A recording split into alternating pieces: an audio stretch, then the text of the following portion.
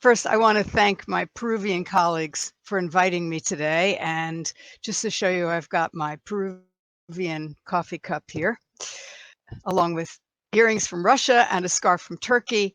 And this kind of leads into what I wanted to say, which is, I think as English teachers, one of our jobs is to build bridges and not walls. We are global ambassadors. And one of the major things we do in the classroom is to connect people. This is what I've spent my ELT career doing and hope to be able to continue as long as possible. We get this amazing opportunity to make a difference in someone's life, which is a gift.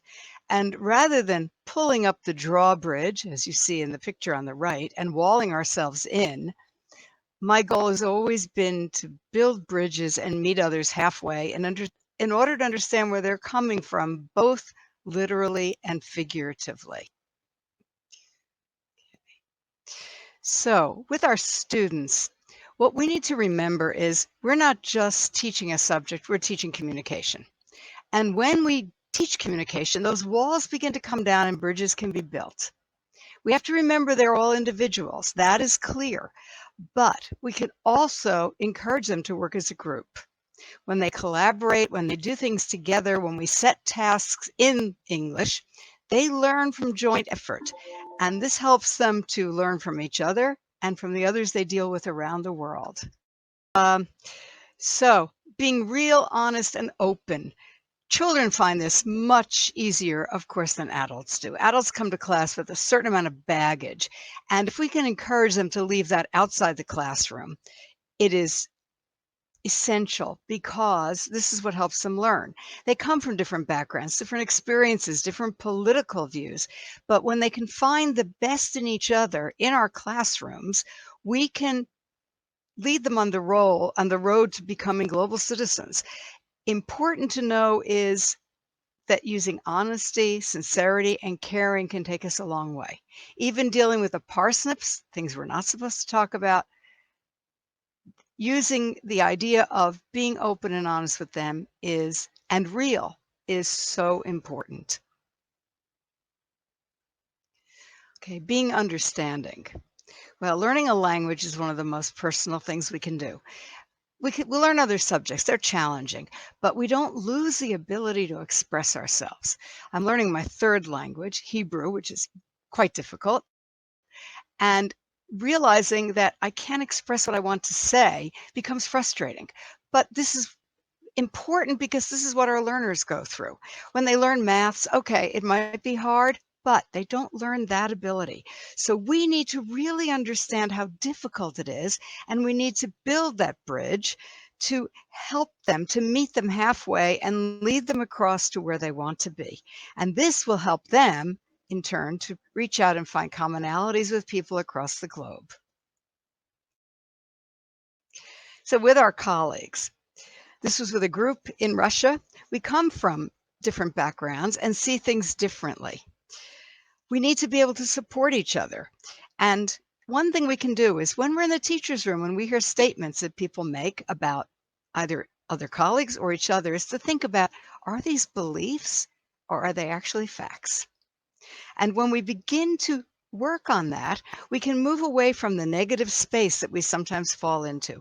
We can work at achieving a final product, as you see in this picture. This was putting groups together, and work at staying positive, which I think is major in today's world. So, as mentioned, we also need to be respectful. Sometimes people need distance. I had students that came to my classroom in Austria shortly after the wars in former Yugoslavia, and there were things they wanted to talk about and things they didn't. But we need to give them the space to do that. We need to be respectful, ask them respectful questions as to why they do things. Different cultures bring different ideas and values to the table, and this is something that enriches all of us. We have to remember that our classrooms are often microcosms representing the world around us. We also need to be ready to learn. I think I've learned more from my colleagues over the years than in courses I've taken. I was lucky at the university in that I had teachers teaching different languages. This was a new experience. And when I spoke to teachers about how they taught Italian or German or Turkish, I got lots of new ideas. We can also invite someone to our classroom and give us feedback, because seeing ourselves through someone else's eyes can make a big difference. Culture can play a big part in what we believe, and learning about others is the first step to being a global citizen, also taking part in something like this event today. So, as has been mentioned a few times, and this is part of my PLN, especially like this photo, uh, joining the international associations such as IATEFL or TESOL, or being part of the local one, can afford us the opportunity to meet and work with colleagues around the world. We come together at a conference, we communicate through social media, we have the chance to exchange ideas. And when we do this, none of us have all the answers, but our personal learning network is one of the best ways we can share with our students and colleagues. As Rosa mentioned, connecting with the right people is a major step towards our own learning, which in turn helps our students. And we need to be ready to share and to contribute. This photo is from a colleague in Greece, and she had her students draw this to represent the boats of people coming from war-torn areas in the Middle East. Many were arriving in Greece, and she had her students work on this through art. Fascinating project, and we see all the hands drawing this together. But at some point, just attending these webinars, workshops, conferences isn't enough. We need to get involved.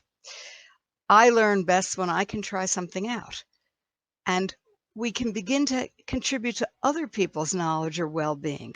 Taking that first step may be really daunting, but it becomes part of us. And at this point, I can't imagine not being involved in the global world of ideas, thoughts, education, understanding.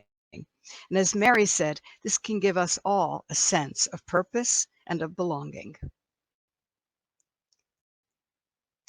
And this bridge, which goes off into the undefinable future, for me is a metaphor of what we do. Even when we change our jobs, we move from one place to another, we can still begin to connect. We can connect students through exchange programs. We can travel to conferences. We can spend time with local teachers, either online or in person if we can manage that. Take part in webinars, online conferences. Bridges can function as the ones I've mentioned. Many have been in existence for hundreds of years. Others are newer, some are of stone, some are of steel. The age and the material have nothing to do with the importance that they represent. The important thing is that we keep building them to reach out to others around the globe. So it seems that I have a bit of time left. I just want to say that these are my thoughts in being in the profession for close to 40 years.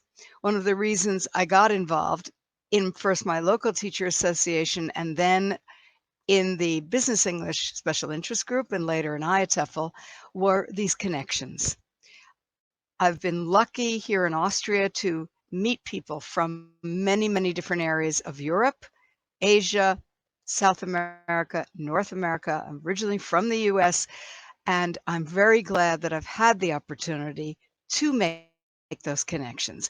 When I was in Peru, I was there for the local conference, IATEFL Peru conference, but one of the most amazing experiences I had was being invited by the ministry to a school and meeting the children there and the teachers. This is something that I will never forget, is something that was incredibly important to me. And hopefully I was able to make even a small difference by going there and talking to the teachers and the students. So I'm not sure if I'm early, but I think I can wrap up.